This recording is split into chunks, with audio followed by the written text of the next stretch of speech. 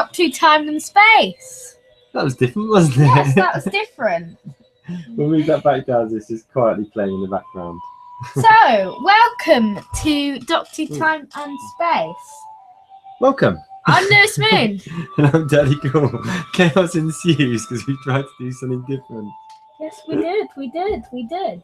So what's coming up on this week's show? This week's show, we have got a plethora of Doctor Who related things going on. Our main article is what we can do next with the Daleks and Cybermen. Okay. We've also got news, you'll be glad to know. We've got Who's. We've got Who's. And unfortunately, no booze. A review of the first two parts of the Two Doctors. We have indeed. And we'll have a quiz or question if we've got Series time. 8 special. Series 8 and Last Christmas special. The last one. Fantastic. So we're going to kick off as normal with the Doctor Who news. So what's been going on in the Whoniverse? That's what everybody's asking. Well, we're just about to find out. We're just about to find out. Yeah. Okay. So first of all, over the episodes, over the last 4 episodes of the podcast, we've been looking at the Best of 2014 awards, haven't we? We have indeed, yes. And I'm going to give you the complete analysis of results, and we can chat about the results. That sounds good. Okay. So, best lead actor was Peter Capaldi as the Doctor, followed by Jenna Coleman as Clara Oswald. So no surprise there, really. I guess we would have been very surprised if the Doctor had not come out as the top. If Clara had come up top, I'd be surprised because there were some points when she wasn't as popular as I would have thought she would have been in the series. There's definitely a little bit of I think most people, Series 8 or not, really liked Peter Capaldi as the Doctor. Yeah, they did. And I think perhaps he's a lot of people's favourites now. Yeah. Whereas I think Clara, sort of opinions divided.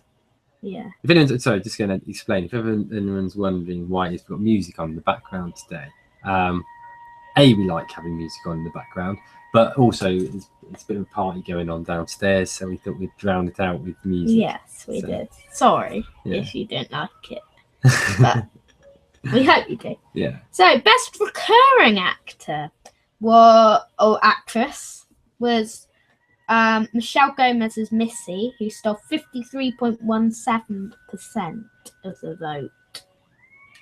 Excellent. What did you think of that? What did you make of that? I thought it was quite good. I mean, Missy was quite good. Yeah. Michelle Gomez. And I think she was the obvious one to have there as well. Yeah. Samuel Anderson II. Yeah. As Danny Pink. Who they weren't that close, really, Missy and Danny. No, I think it shows how much people really liked Missy, actually, didn't they? She sort of walked away with that one, really. Ingrid Oliver as Osgood came third. Everybody loves Osgood, don't I know. they? Definitely after this series. Yeah. Nobody bothered about her after Day of the Doctor. Yeah. And now, after they killed her off, they're just like... Yeah, I think it just shows, doesn't it, that people like a recurring character, don't they? Yeah. So, I didn't know you could do that on that device. Yeah. Then Chris Addison as Seb. Yeah. Then Dan Starkey as Drax.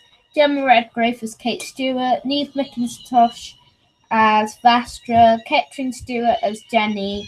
And Ellis George as Courtney Woods was last. I thought she was alright, really, though.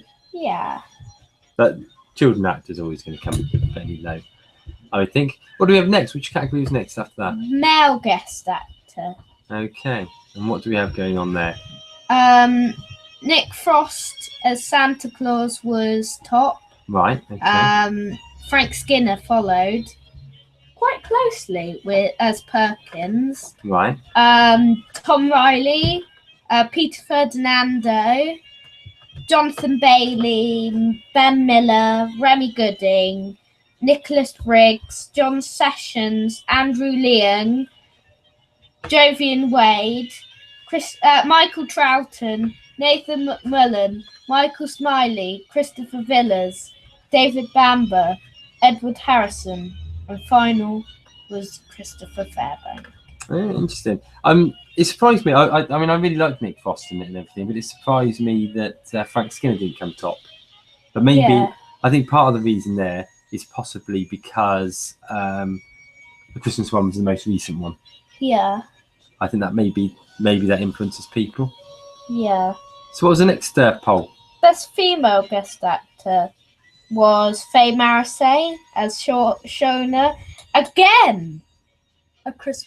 From the Christmas episode. Yeah. Keely Hawes as Miss Dale Fox, Zori Ashton as Journey Blue, Pippa Bennett Warner as Sabre. I think I would have gone for. I probably would have chosen Journey Blue. Yeah. I think in mine. Pippa Bennett Warner as Sabre, Hermione Norris as Lundvik, Natalie Gramade as Ashley, Abigail Ames as May, Daisy Beaumonot as Maisie, Harley Bird as Ruby, Maureen Beatty as Bellows, and last was Laura Dos Santos as Gretchen. Fantastic. And what do we have as the next category then? Best Villain, which Missy wins again. Okay, and by a bit of a landslide, I think, by this one. Yeah, it's 72.92%, followed by the Half-Faced Man, Gus, Seb, the Sheriff of Nottingham, and Miss Dale Fox. Fantastic. Okay, so a bit of a landslide, that one. Best Returning Monster was the Clockwork Droids. Yeah. Followed by the Cybermen, followed by the Daleks. Okay. The best new monster. Yeah, come on, yeah. The best new monster was the Boneless. Okay. Followed by the Mummy Foretold, the Listen Entity, the Teller, the Cantrifari, the Skullrock Blitzer, Spider Germs, and Robot Knight were last. Does that one surprise you at all, or not really? I thought the Boneless were going to win, yeah. Yeah. Or the Mummy. Yeah. But that's really close, the vote. Yeah, it's quite close, isn't it? Yeah. Okay, next poll. Best visual effects. Flatline, Deep Breath, Mummy on the Orient Express, Into the Dalek, Kill the Moon, Time Heist, Last Christmas, Death in Heaven, In the Forest of the Night, Dark Water, Listen, Robot of Sherwood, and The Caretaker. Okay. That surprises me that Dark Water is below In the Forest of the Night for visual effects. Yeah. And Death in Heaven is quite low as well. Yeah, but I guess if you look at the whole effect of the City of London being taken over by trees was quite impressive. Yeah, I wasn't it? know. In a way, it surprises me that one was as low as it was. I know, but what I mean is the Dark Water one was quite good. Yeah, that's right. And the Death in Heaven one was amazing. Best music score was Mummy on the Orient Express, then Death in Heaven, Deep Breath, Last Christmas, Listen, Dark Water, Flatline, Time Heist, Into the Dalek, Kill the Moon, In the Forest of the Night, Robot of Sherwood, and The Caretaker was last. Right, okay. Best director. Douglas McKinnon, Listen, Time Heist, and Flatline. Paul Wilmhurst, Kill the Moon, Mummy on the Orient Express, and Last Christmas. Rachel Tallahay, Dark Water, Death in Heaven. Ben Wheatley, Deep Breath and Into the Dalek. Paul Murphy, Robot of Sherwood and The Caretaker. And last was Sherry Fulton in The Forest of the Night. Whereas in reality, like we said before, actually, all of them were pretty good, weren't they? Yeah. So it doesn't surprise me. The top one, I think I probably would have gone for Paul Wilmhurst. But to be fair, I thought He was good as well. The next one really surprises me. Best writer, Jamie Matheson, 50.29% of the vote. Yeah, because we thought Moffat would walk this one, didn't we? We did, yeah. But I think it shows how much people like those Matheson episodes. And I think they were really strong episodes, weren't they? They were really good episodes, yeah. Mummy. My favourite was Mummy. Yeah, me too. But I think also, like we said when we were talking earlier, I think there could also be an element here of, we know that a lot of people, however good Moffat is, there's a number of people that don't like him and therefore probably voted in protest. Yeah. I might be wrong, but I imagine that's probably the case. Stephen Moffat came second. Deep Breath, Listen, Dark Water, Death in Heaven, The Last Christmas, Co-Write, Into the Dalek, Time Heist, and The Caretaker. Well, I mean, if you look at that though, I mean, to actually come second with nearly 42% of the votes is quite impressive. I know, isn't it? So it shows that pretty much everybody went for either Moffat or Matheson. Yeah. What came second in the best TV star? I don't know.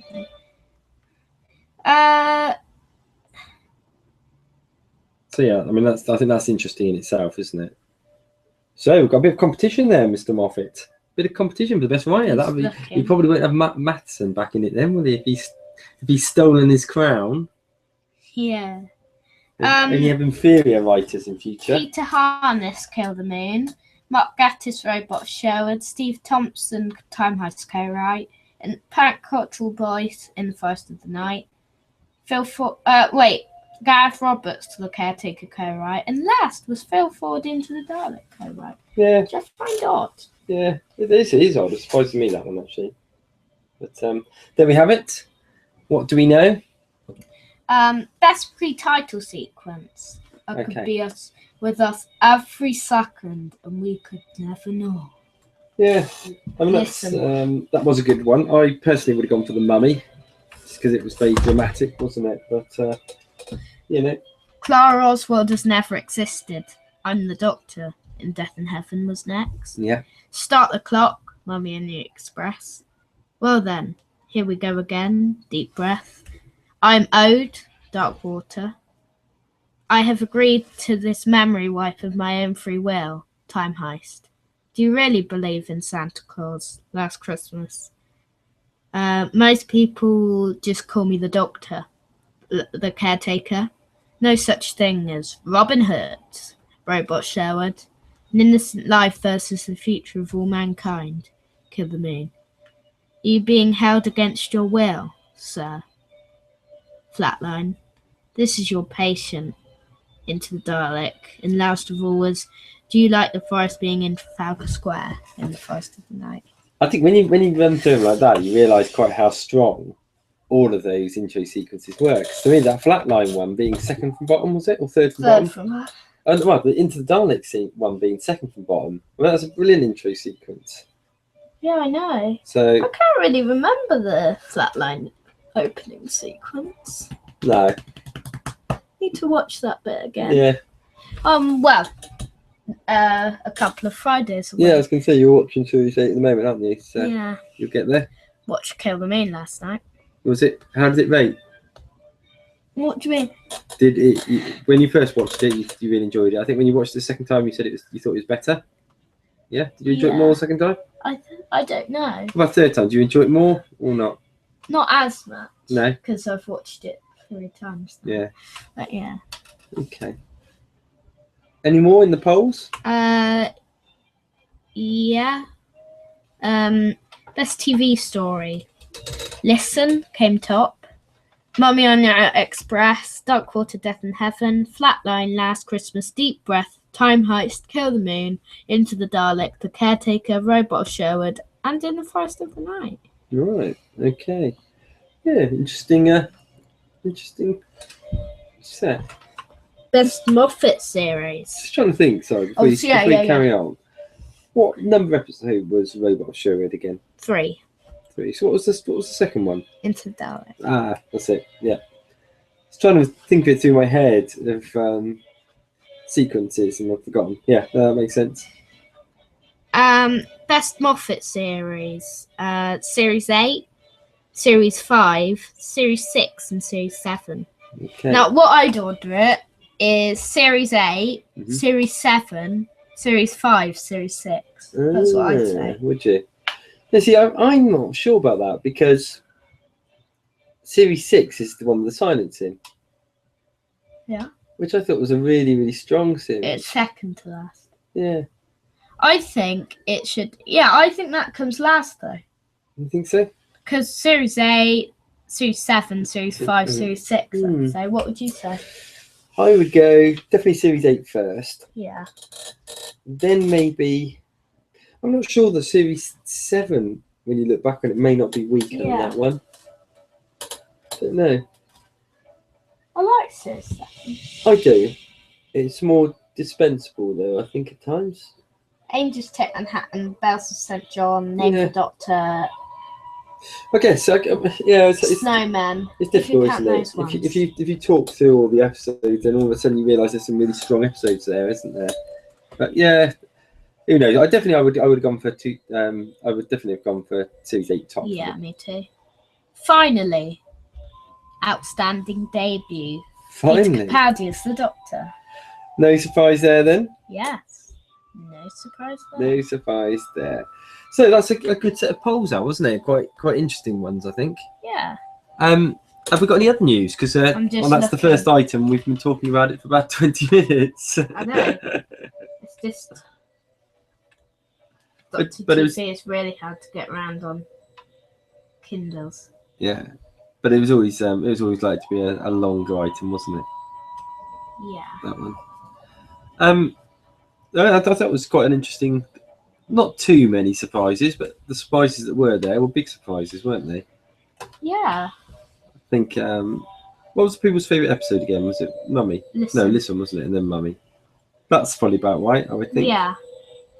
That doesn't surprise me. The one that surprised me was probably the writer one, mainly. Yeah. Moffat confirms his next 2 stories for Series 9.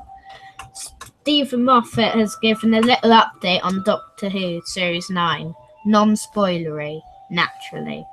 Speaking to the Radio Times earlier this week, he said, "We're filming our first 2-parter at the moment, which is in fact to be episodes 3 and 4 of the new series. A brilliant script by Toby Whitehouse." He reveals that next up to begin will be 2 stories written by himself. Then we're about to move on to a couple of scripts I've written. It seems likely The Magician's Apprentice will be one of them. Following those, I've got some other stuff lined up with other writers, some new, some old, some middle-aged. He adds, "It's a little early to start teasing it too much, but I'm pretty excited. We've got some very, very good stuff coming up." It's quite interesting, isn't it? We've got a weird Christmas song coming on this thing. I'm not sure what that is. Turn that down a bit. Yeah, it's funny how they sometimes film episodes not in order, isn't it? Now, I'm not sure what the reason for doing that is, whether sometimes it's because you've got the most amount of cast together, so it means that you don't have to get people coming back and forth all the time, maybe. Yeah. Or sometimes it might be around the location, so they film all episodes in a certain location, perhaps. But yeah, it seems odd. You always feel like you want to film everything in order, wouldn't it? Yeah. Imagine how confused we'd get when we were making the Mr. Lewis Moon adventures if we filmed them completely in the wrong order. I know. I'd just get so confused. Yeah. Why would we do that? Do we have any other news? Yeah, I do. I'm just loading it. Okay. I mean, actually, it's probably worth saying, isn't it? Whilst we're talking news, hopping temporarily onto the Mr. Lewis Moon adventures, we've been filming the second adventure of the next series. Dreamt. Yeah. So yes, we'll be doing the editing on that over the next couple of weeks, and hopefully people will be seeing the whole series around when are we thinking? Or you're not releasing it? I don't know. See, I'm never sure with you whether you really don't know or whether you're just trying to. I don't know if I'm sure. Keep an element of secrecy. I don't even know. some point this year, some point in 2015. Yeah, we'll some see point in 2015. Yeah. The second half of 2015. Okay. So lots more work to do on that yet. Yeah. With next next up, we're going to chat about the top 12 best written Russell T Davies characters. Okay. Because we'll also be looking at the top 12 best written Moffat characters if you want to today. Okay, yeah, that sounds good. Today. Yeah, let's fire away. Yeah. But now we're going to do the written Russell T Davies characters. We've got Wilfred Mott at 12. Elton Pope at 11. Who's that? From Love and Monsters. Okay. That guy. Oh, right. Okay, I've not seen that one, I think. Yeah. Jackson Lake. Yeah. Jackie Tyler. Mm-hmm. Donna. Boo. Mickey. Yeah. Do you not like Donna then? No, not really. I find it a bit annoying. 6, Rose. Yeah. 5, Martha. Yeah. 4, the Master, John Sim. 3, Adelaide Brooke. 2, the 9th Doctor. And 1, the 10th Doctor. Yeah. Okay, I mean that's quite interesting, isn't it? It's funny, isn't it? Really, I mean, everyone sort of, when you think about companions, people generally seem to be of the opinion that Donna is up there as one of the best, but she actually came bottom of the companions then in terms of well-written characters. Yeah. And actually, the one that people tend to forget about sometimes, Martha, was the highest-rated companion. And I'd agree. I think she's my favourite of those three as well. Me too. Yeah. Okay, so Davidson wants to see Doctor's Daughter spin-off. 5th Doctor Peter Davidson has suggested that his real-life daughter, Georgia Moffat, aka the Doctor's daughter Jenny, should return in her own spin-off. Have you seen that one? I've not seen that one. No. Did you know it was Peter Davidson's daughter? Yes, I did. I'd forgotten, but I do remember now. I think you might have told me before. Speaking in an interview with ABC Net, he said, "My daughter, who was in an episode with David Tennant, was in fact a Time Lord, and at the end of the story, she flew off into the universe. At the moment, never to be seen again. So let's bring her back. Let's have a spin-off with Jenny." Well, you just said never to be seen again, so... I like the idea, though. I mean, we've said before, haven't we, the whole concept of should the Doctor be a woman? It'd be far better if you just had adventures of a female Time Lord. Yeah. That'd be far more exciting. You know, we don't have to have the Doctor turn into a woman when there's plenty of female Time Lords out there. Yeah. Davidson was giving his personal views on the subject of a female Doctor when the suggestion came up. He said, "I speak now as a fan who grew up watching it. I have trouble with the idea of a female Doctor, only because I reckon if you're born on Gallifrey a man, you're probably a male Time Lord." He added, well, not the Master. Well, I was going to say, we know that now, don't we? We know now from the Missy thing. He added, "It seems to me that if you reverse it, if you have an uncertain, fable female Doctor with a really strong male companion, you've got more of a stereotype than anything else." Yeah. No, I don't agree with what everything he says, but I certainly I would prefer to see a spin-off. I would. In the same way as it worked really good with Sarah Jane, didn't it? I know she wasn't a Time Lord or anything, she didn't have any special abilities, but the Sarah Jane Adventures was really good, wasn't it? I've been watching them again, and they are really good, Yeah, that's right. How you first got into it, wasn't it? Yeah. Yeah. But, you know, it just shows you don't have to have the Doctor in it. You can have a strong female character, in that case, Sarah Jane, and it works brilliantly. Yeah. The 12 best written Moffat characters. Okay, I'm interested to hear this. 12, Father Octavian. Okay. 11, Renette. 10, Nancy. 9, Sally Sparrow. 8, Missy. 7, Rory.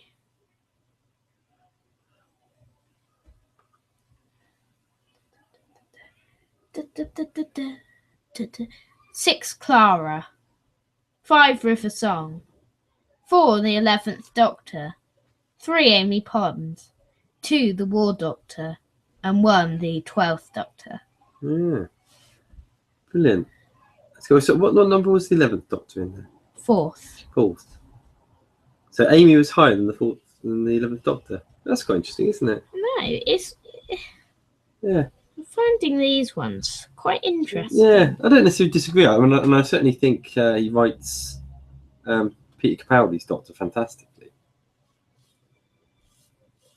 And I think he did write Amy really well. I think Amy was a great character. Yeah. Certainly my favourite companion of the New Who. Now, this is just a discussion thing. Okay. I've got a few discussion things to go on about now. Okay. So, should we have a different section for in the news? We should have a subsection called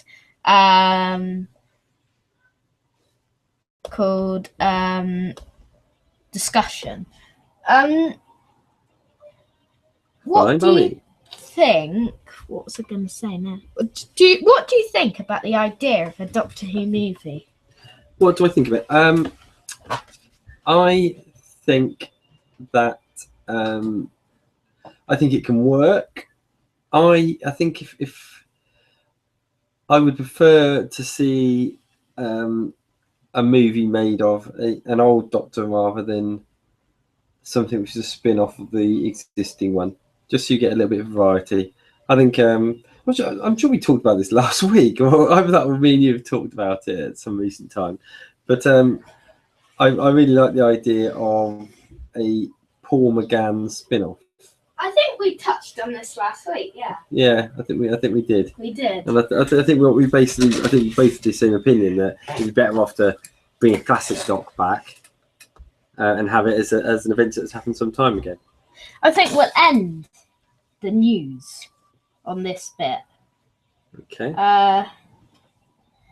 Who and what would the Doctor be without the TARDIS?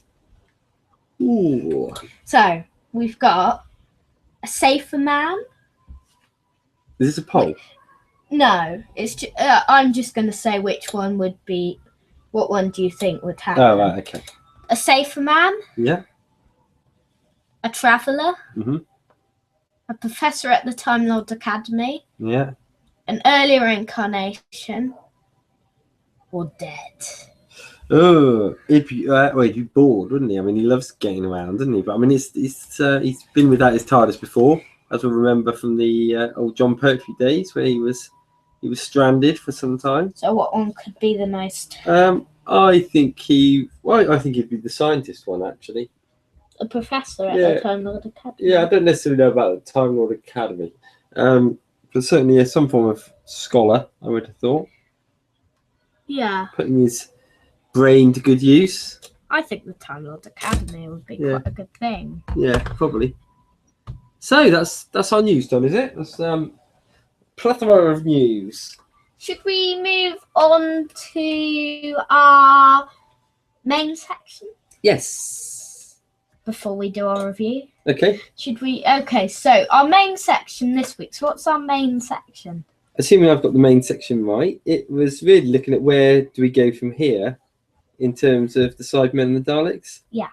So I think we've talked on a number of podcasts about the fact that it's becoming increasingly difficult to keep the Dalek and Cybermen story fresh. So we thought we'd give you an insight on some of our ideas for the new series. Yes. If they did a Dalek one. Well, should we do them one by one? What do you want to do first? Daleks or Cybermen? Should we do Daleks first? Okay. Okay. So how many stories each should we do? Well, just a couple perhaps. 5 each? 5 each? I haven't done 5. You can do 2. Okay, I haven't done 2 yet. You could do as many as you want. Let's do as many as we want. Okay. All right. Okay, yeah. So am I going first? Yeah. I think, first of all, with the Daleks, I think it would be good to have one focusing a little bit more around the Time War. I think the actual right in the heat of the battle would be really, really good. And name? We should call it I was about to say a name, which is a name of one of the episodes in the next Mr. Lewis Moon adventures, so I keep come out on that one. I think I'm going to go for, I think we'll call it Battle of the Daleks. Ooh. Okay. Any writer that you'd like to write it? I think it'd be someone like, it'd be interesting to see what someone like Jenny Matheson would make of it, actually, wouldn't it? I mean, so far his episodes have focused in on new monsters. Well, let's give him something to write about with the old ones. Should I go with an episode? I think we should go for Peril of the Daleks. No, Owner of the Daleks. And Missy buys the Daleks off Davros and uses them to destroy the galaxy. Have we ever had a Master Dalek crossover before? Yes, we have. Have we? Frontier in Space. Oh. But I'd like an actual proper one, like a better one. Okay, that sounds good. All right, yeah, no, I like that. So, I think one of the important things is, although the last couple have been really, really good, Into the Dalek Asylum. I think there has been a thing, and I think I might have said this last week as well. I think this might be what prompted the section full stop. But there seems to have been this move towards having a good side to the Daleks.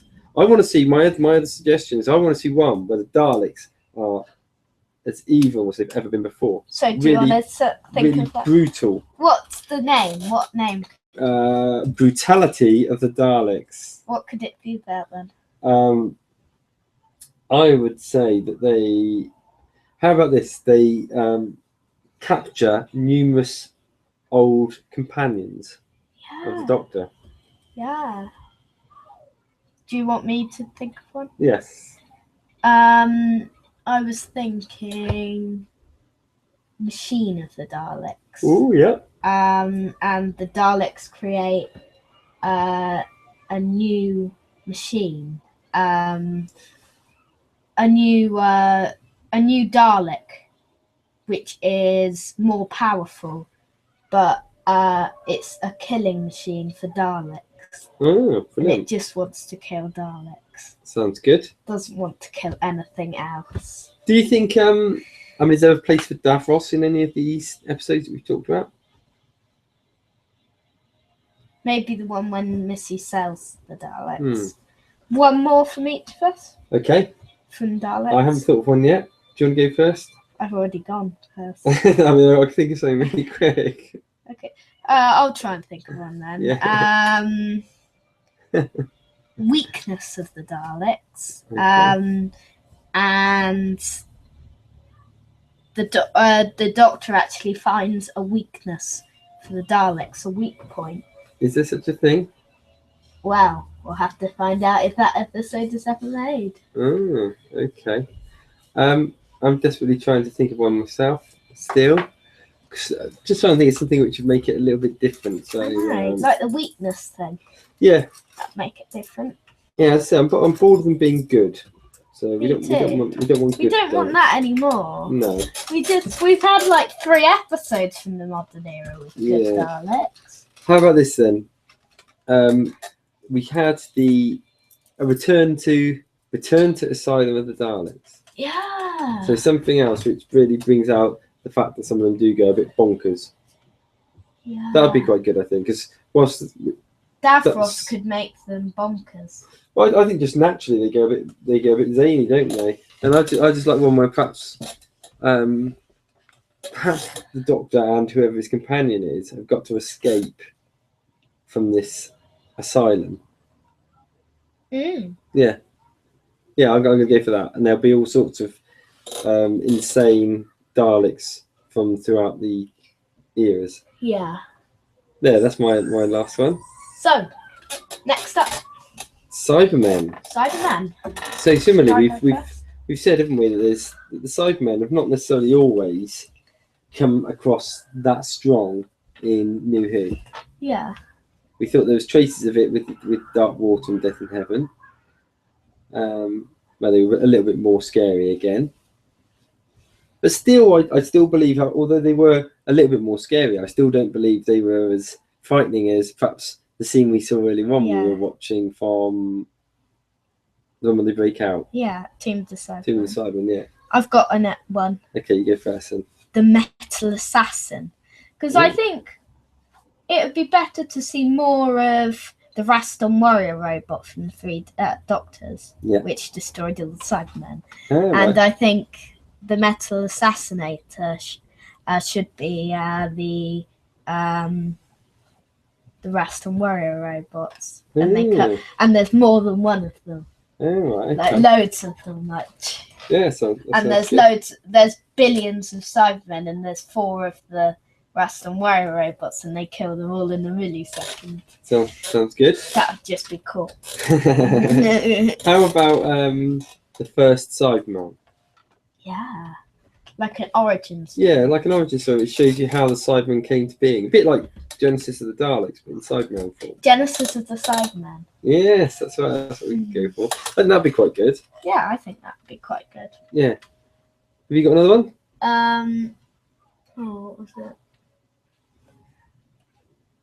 What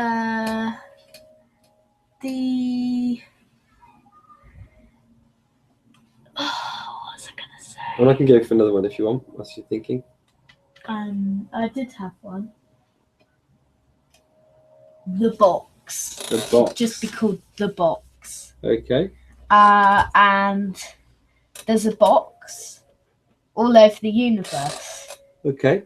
And then the Cybermen march back out of their tombs. And then they pick up the box, but the box gives them even more power, and they can. What could they do? What other powers could they have? Shapeshift, turn invisible. Oh yeah, they could do that, but. So shoot guns out of their hands. If they became a bit more like they could sort of shift into like a ghost type form, like a spirit type form, would be quite cool. Yeah, the box touches them. Whenever the box touches you, you become more powerful and dangerous. Yeah. Futile. I like that. That's good. I think I also like the idea, similarly to what we said about the Daleks, about something that focuses on the mad ones. There must also be periodically mad Cybermen. Yeah. So I would like to see one which has got lots of really mad Cybermen in it. Yeah, me too.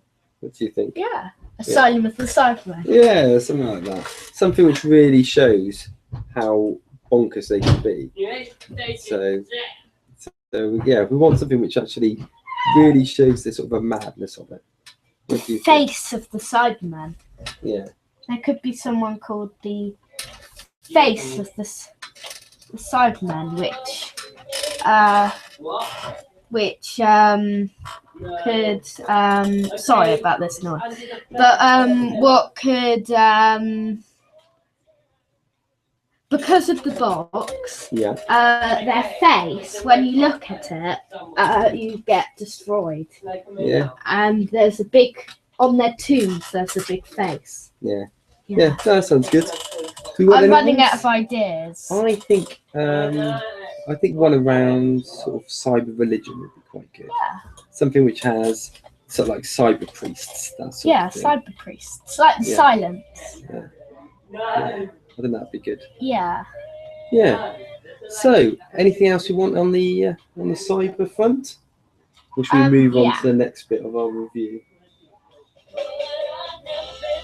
Funky. Should we have that on a bit louder? Yeah. Like that. Yeah. Don't know what this has got to do with Doctor Who music, but it's certainly preferable. So, 2 Doctors. The 2 Doctors. So this came up from 1 and 2. This came up from our randomizer. Yeah. And for those that can't remember, the randomizer is one where we take all of our episodes, we have them all on a spreadsheet, we press a button, and from out of that, we basically get a random episode and we talk about it after we've watched it. So this week we had the 2 Doctors. The 2 Doctors. So we've watched 2 parts. What do you think so far? It's one of my particular favourite ones. Robert Holmes writes so many good episodes. Talons and Carnival and He does. Indeed. I really like the fact it's got Patrick Troughton in. Me too. So it's a multi-doctor adventure. The Santarans. Yeah. Should we give a bit of a rough rundown of what happens in the story? Okay, you usually do that. Okay, so in this one, what do we actually have? All starts off when we get the Doctor is actually brought to the planet. I've forgotten the name of the planet now. Can you remember off the top of your head? I can't remember the planet. No, but he's basically aliens to the Androgons, but yeah, and he's actually taken there because of the fact that the Androgons are actually trying to work out how to use time travel. Yeah. So as a result of that, the Time Lords come in to intervene because they see that as being a threat, and actually in doing so, they actually capture the Doctor because they actually work out that they need part of the Time Lord DNA in order to actually create the time travel. Yeah. So as a result of that, the Sixth Doctor gets a feeling, and faints, and they realise something is up. So as a result of that, they have to try and actually go and find out what's going on. They find that the Second Doctor has been captured, and therefore they go to try and uncapture him. Yeah. So that give like a fairly good. Yeah, that gives a good. Oh, and the people behind this are actually a returning villain. The Santarans. The Santarans. Yeah. So that gives a bit of background to it. I think in terms of how would you rate it? What do you think? We won't give the full ratings, not all the ratings. We'll do that next week. Yeah. But I think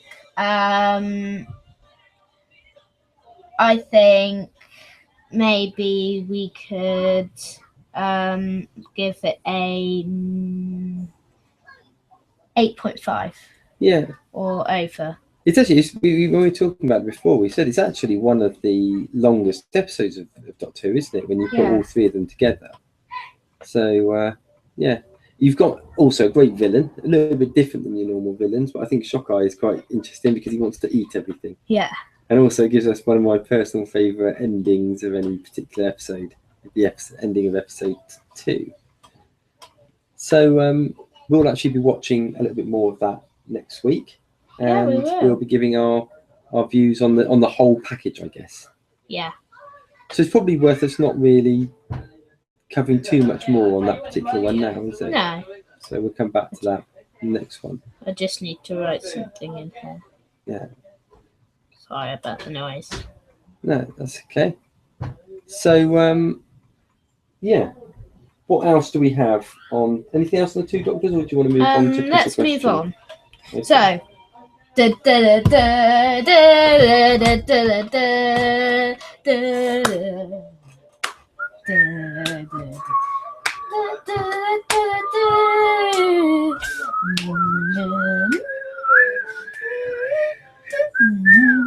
Quiz questions. Questions. So this is the area of the show where we take a bunch of quizzes or questions from people. A quiz being something with a right or wrong answer. A question being something where it's looking for our opinion, and then we debate them. Yeah. So we've got a number this week, have we? What do you mean? We've got a number of quizzes or questions that have been sent in to us to answer. Yeah. 8. 8. Okay. So should we kick off with the first one then? Okay, so who was the main guess on who Missy could have been? Quiz or question? I would say that's a question because there's no right or wrong answer on it. Who do we think would have been the main ones? Was it the Master? Was one of them? I think so. I mean, I think it was always either going to be someone like the Master, or it was going to be something which is a completely fresh and new character. Yeah. There was always that chance, wasn't there? Yeah. At what stage did you start thinking it was probably going to be the Master? When did you think? I think probably when we actually were looking on Doctor Who TV, and there was different people putting their solutions to things, and I think, and that was one that somebody voiced, wasn't it? But in the show, I don't think I would have got it until the actual until it actually was announced. I think I got it. I think I got it at the beginning of when they said you watched it on iPlayer, so you didn't hear it on BBC One before the show was on. Yeah. Now it's time to find out who Missy is, but you already know. Yeah. So then I thought it has to be. Yeah. I'm surprised they announced it with something like that. It seems like a really odd introduction, doesn't it? I know. Yeah. Yeah. I think. Well, let me ask you a slightly different version of the same question. Yeah. Would you have preferred not to have actually heard the rumours that it was Missy was the master, and actually for it to have been announced? Yeah, I would away? have actually. Yeah. Kind of spoiled my judgment. It's a difficult one, and the problem is it's very hard these days not finding out about stuff. Similar to what I was saying, I was talking to your mum earlier on, wasn't I, about Game of Thrones, and I was saying to her that it's one of these ones where you don't want to find out what happens on it because it really ruin it. And it's exactly the same with things like this, isn't it? Really? Yeah. If you could actually, we've said before, I think, on the show about Earthshock, about how exciting it was when the Cybermen suddenly came into it, and people didn't know it was going to be a Cyberman episode. Yeah. And it's a similar sort of theory, I think, isn't it? Yeah. Like, it would have been so cool in Dark Water if we didn't know the Cybermen were in it and the doors closed and then there was the Cyber Eye. Yeah. No, that would have been. So, have we got another quiz or question? Who from Series 8 that we didn't know of went to heaven, do you think? We didn't know of. I think the Robot Knights went to. Do you think this is a quiz or question? Oh, yeah! It's Quiz or question? It's usually me that forgets this, isn't it? I'd say it's a question. Question. Yeah. There's got to have been some people that were blitzed. Oh, how about this then? The various people in Flatliners. Yeah, Flatline. Hmm. I'm sure yesterday when in Kill the Moon, I'm sure when I watched it, I saw the Cyberman eye from 3W in the moon spaceship. Oh, really? Sure I saw it. Well, Sure I go saw back and it. have a look back at, wouldn't it? Yeah. Yeah. Yeah, no, that's an interesting one. So I think the Robot Knights, because they said they were wanted to go to the Promised Land. Yes, that's right. Yes, actually, that's true, isn't it? So we don't know from that whether they got to the Promised Land or not by being blown up. Could well be. Could well be. What about in terms of human characters? Was there any other human characters that died? That Flatline people. Yeah. I don't think there was too many deaths, was there, as such? Danny. Oh wait, no, we already know he went. We know Danny went there. No, I think the Mummy on the Orient Express people. Oh, that's a good point. Yeah, what happened to them? Yeah, actually, that's a very good point. Actually, you would assume that perhaps they would have done as well, wouldn't it? If all dead people as zipped up there, then presumably those people would be there as well. Yeah. Yeah, that's a good one. Good point. Next question. I like quiz or question. I just love it. It is. It's fun, Voicing isn't it? our opinions. Particularly when you got the sound of mash playing underneath. What's the next one, sir? What happened to the half-faced man, and how was he in heaven? Quiz or question? Question. It is a question, I think. There's no right and wrong answer. I would say, it's actually, I'll be honest, I don't know what the answer is to this, because this is one of the things that's confused me in this series. Why was he there? Because he's not human. And he's already a robot, so... And similarly, why were the robots trying to get to the Promised Land when the Promised Land is only for humans? Yeah. I was a little bit confused by that. I'll be interested to see whether that's something which Moffat expands on in future episodes. Yeah, he likes to leave stuff unsolved for later episodes. He does, yeah. Maybe his last ever episode will show us all these things. The awesome thing we chatted about last week. Yeah.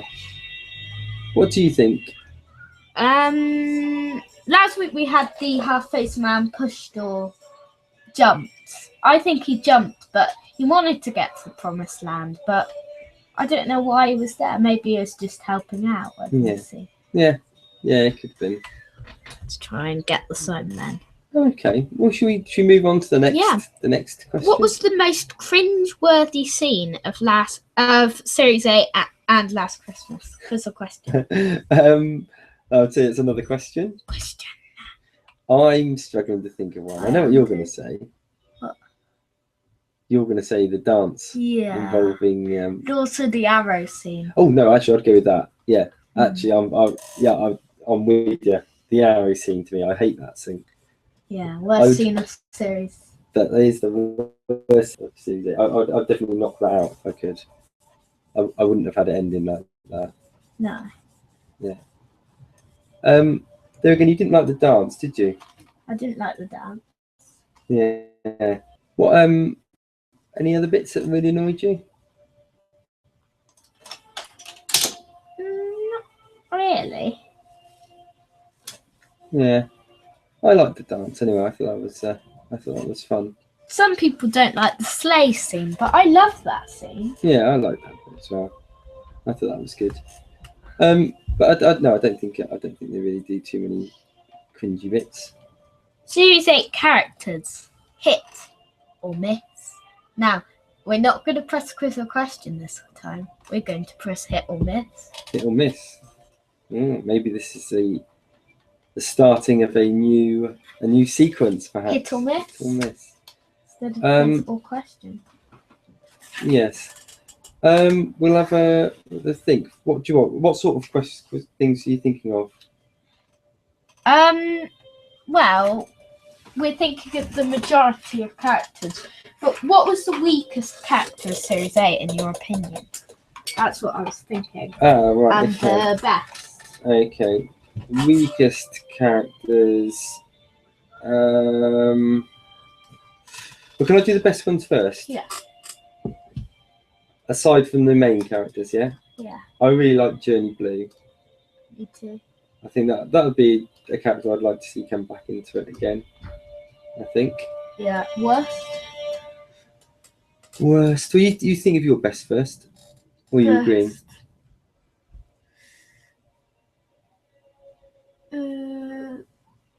Perkins or Santa. Oh, actually, Perkins, yeah.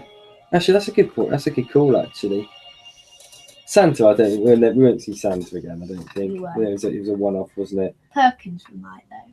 Perkins, I wouldn't surprise me if you do see that. Actually, the worst characters. I don't know. I honestly can't think of anyone. Gretchen. Yeah, I like her. It's just she's my least favourite. Yeah, I think I said this last week as well. But of the what's the thingy gang? Paternoster gang. I'm not too keen on. Yeah. I find her a little bit annoying. Yeah, she's my least favourite gang. Yeah. So not my least favourite character in Series 8 though. No. I think I'll probably give it that one. So hit or miss. Characters, hit or miss. Dean. It's hit for me. A hit for me too. There's some very strong characters. They did well to build those characters up as well, didn't they? Yeah. That's good. Any more? Which Series 8 monsters were evil? This is an interesting one, isn't it? Because actually, your initial response would be to think. Oh wait, quiz or question? Oh, question. Question. Your initial thought would be that they got to be evil. They're monsters. Yeah. But actually, if you run through it, let's go through them. Half-faced man. Good or evil? Man. I think he was evil. So that's one evil. Yeah. Rusty. I don't think he was really, was he? I guess he was at the end because he eventually got cured. So I guess you'd say he was a villain. Yeah, he probably is evil.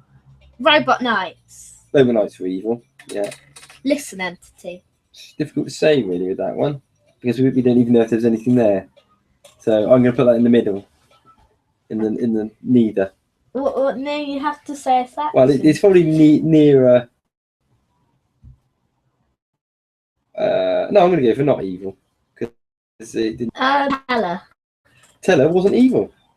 Scorebox Pulitzer. Yeah, that was evil. Spider germs and spider germs. I don't think spider germs were evil. Really, they were just protecting the egg. The foretold. Foretold wasn't really evil. Boneless. Boneless were, yeah. I should say with the foretold, I mean evil, but it was only what it was set by its curse, wasn't it? Yeah, Missy. Missy's evil. She's downright evil. And the Cybermen. The Cybermen are evil, yeah. So there's 7 evil and 4 not evil. Yeah. Because you wouldn't count the ones in the Forest of the Night. No, indeed. But they weren't evil. But in itself, you see, that was quite an interesting concept, the fact that not all of the villains in it, so nearly certainly over a quarter of the villains, or the main threats, weren't actually really bad. Yeah. Deep down. No. And then, of course, the opposite one was Rusty, who was bad deep down, but wasn't through most of the episode. Do we have any more? Final one. Final one for this week. Does Missy really know the coordinates to Gallifrey? And what are they? Ooh, Quiz or question? Quiz or question. Has to be a question. Question. Final question of Series 8. Quiz or question. Does Missy really know them? What are they? I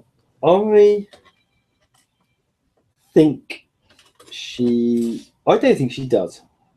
Do you think she's lying? I think she's lying, yeah. Me too. I think it will come out. I think we will find out what the coordinates are, but I'm not convinced. What Missy said was 002 0200, I think. Yeah. Or something like that. I think it could actually be 777 777. Which is incidentally also the phone number for Wayline taxis. Quite coincidentally. So if you hop into one of those, you will find yourself at Gallifrey, possibly. Yes. So, yeah. Is there anything else to touch on? I don't think there is this week, is there? I think that's probably it. I think next week we'll be back to talking about the last part of the 2 Doctors again. The randomizer again. Our main feature, I've decided, is looking at the monsters of New Who. Monsters of New Who. So the new monsters. And perhaps a little take on that. Which one? Yeah. Sounds good.